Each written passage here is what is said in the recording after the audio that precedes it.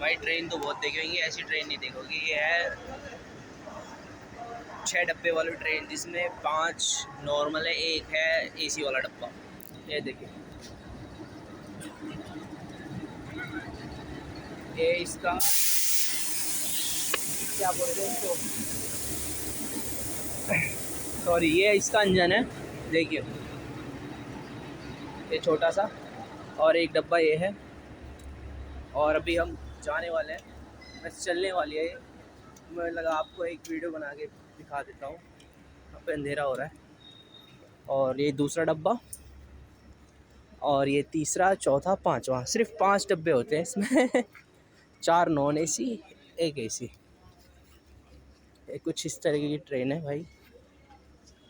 और मैं आज कुछ शॉपिंग करके आया था, आपको इसके बारे में बताऊंगा बाद में, ठीक है। अभी हम चलने वाले हैं। ट्रेन बस स्टार्ट है, वहाँ से स्टार्ट हुई ट्रेन और ये ख़त्म। कुछ ऐसी ट्रेन है।